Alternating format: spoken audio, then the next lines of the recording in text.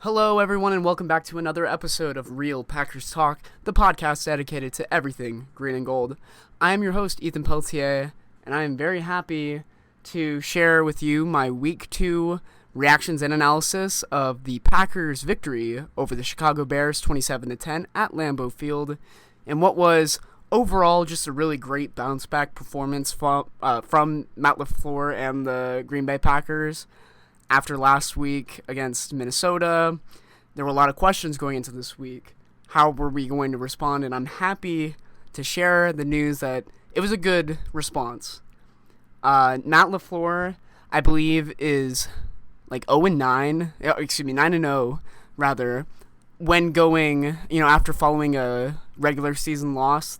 The dude has never lost back-to-back regular season games, which is kind of insane. And it goes to show how great of a coach he is and how he's able to get his guys back on track following a loss. As I just mentioned, there were a lot of questions going into this game. The Packers did not look good against Minnesota, and the Bears won, in my opinion, kind of a fluke game against the 49ers. It was, as I mentioned in an earlier episode, it was real rainy. Players were slipping and sliding all over the field, but the Bears did win regardless, which was a pretty big win for them. So going into this, I feel like a lot of Packers fans, including myself, were kind of nervous because you never want to start 0-2. You never want to start 0-2, especially against divisional opponents. That is, quite literally the worst way to start the year. So, without further ado, I am just going to jump into some key stats, key headlines from the game, and then kind of look at some things to look forward to as we move into this next week. It is now officially Buccaneers week. So, the big headline going into this game was that the Packers did get Elgton Jenkins and Allen Lazard back, which is just phenomenal. That's huge, great news, and both of them played a pretty significant impact in this game. I will say it did seem like Jenkins was a little bit rusty. He struggled from time to time, but Jenkins struggling is already an upgrade from Josh Myers or the next guy down, right? It's anytime you have an all-pro tackle, you want him playing. So it was good to see him back on the field. Same thing goes to Allen Lazard, who did catch a touchdown tonight, by the way. As far as the way that the game started, both teams started with really long offensive possessions. The Packers ended up driving all the way down the field to score a field goal. And then on the Bears' opening drive, they did the same thing, except they scored a touchdown, rushing it in with Fields. And they low-key kind of marched down the field, and just the way that this game opened, I was like, oh boy, here we go again. Packers are going to start slow. Bears get the ball, they march right down the field and score. Even Chris Collinsworth is in the booth saying, I don't know, man, looks like Chicago might win tonight, looks like they believe. However, as the game went on, the Packers kind of found their groove, and as the Packers began to find their groove, the Bears began to stall. I believe, aside from that one touchdown drive, they ended up going 3-and-out for almost every other possession for the rest of the first half. So great response from the defense. In fact, if I'm going to add on to that, the Packers only gave up 3 points for the rest of the game after that.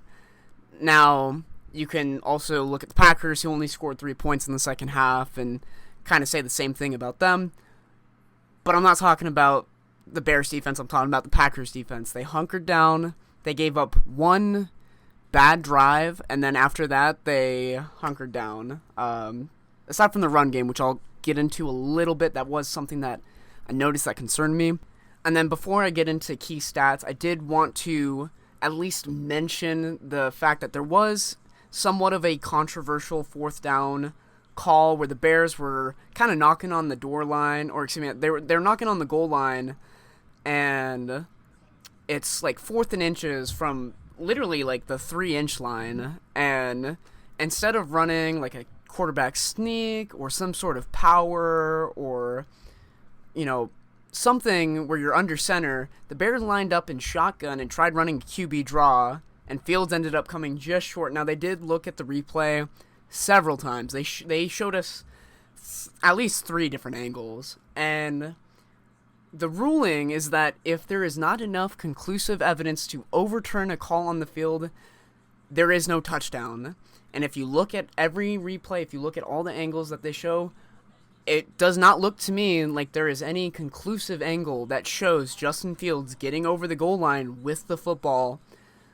I've seen a lot of outrage on Twitter and Instagram from Bears fans.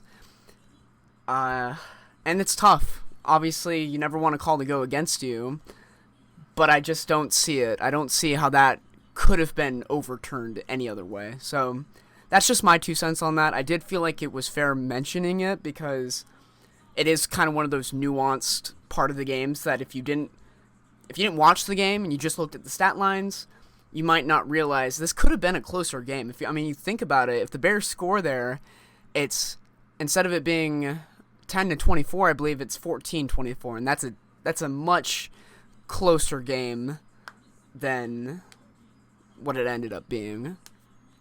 But with that out of the way, I do want to jump into the key stat lines. Starting with the visiting Chicago Bears, Justin Fields ended up going 7 for 11, throwing 70 yards and 1 interception to Jair Alexander. And on that interception, Alexander actually ended up running almost the length of the field, like from sideline to sideline, tracking a receiver, and then at the last second jumping right in front of him to make a pretty athletic interception on the sideline.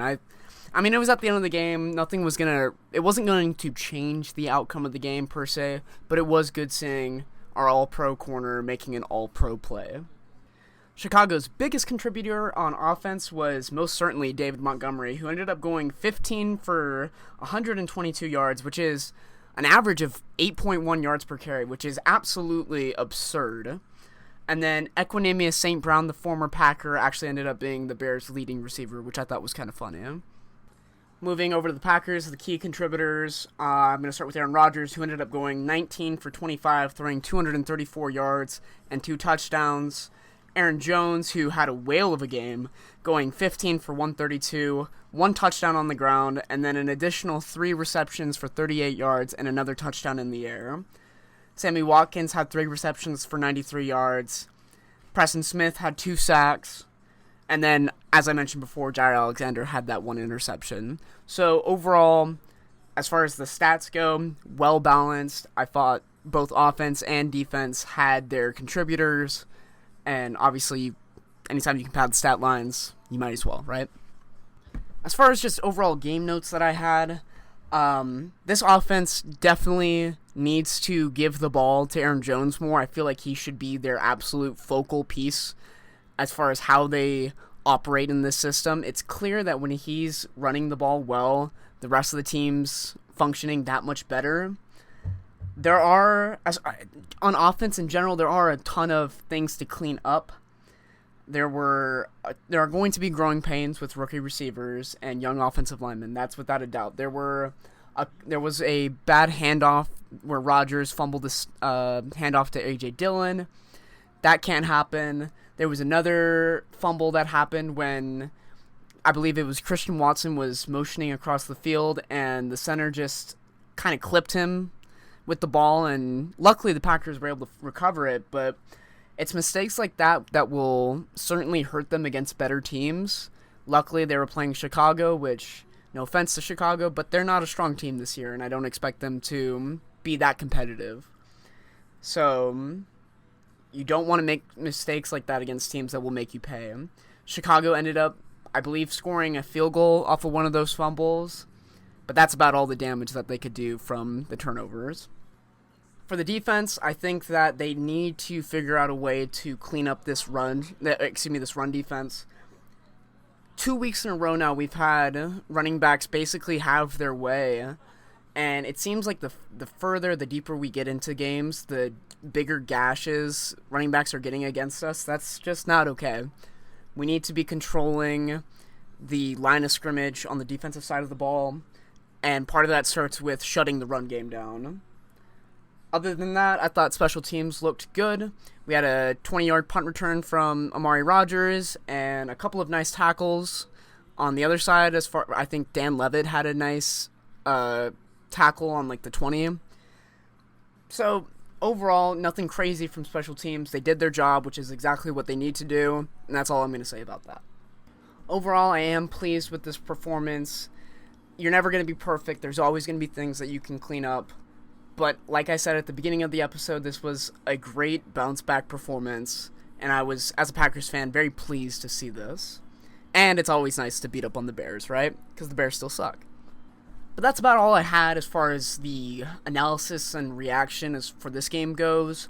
Looking ahead to, later this week, we've got the Packers going to Tampa Bay to play the Buccaneers, which is going to be a tough game. I'm going to have my Week 3 preview coming out later this week sometime. There will be a lot more information coming out with that, but what I have for you right now is just a little side note. Mike Evans will not be playing in that game. He ended up getting suspended for getting into a fight in the game against the Saints last week, so that will be an interesting development. Other than that, I don't really have anything for y'all. As always, I do want to thank you for tuning in to today's episode. It means a tremendous amount to me. All of you who do listen, I can't thank you enough. I hope you have a wonderful rest of your day or evening, whatever it may be, and I'm going to leave y'all with a Go Pack Go. Peace.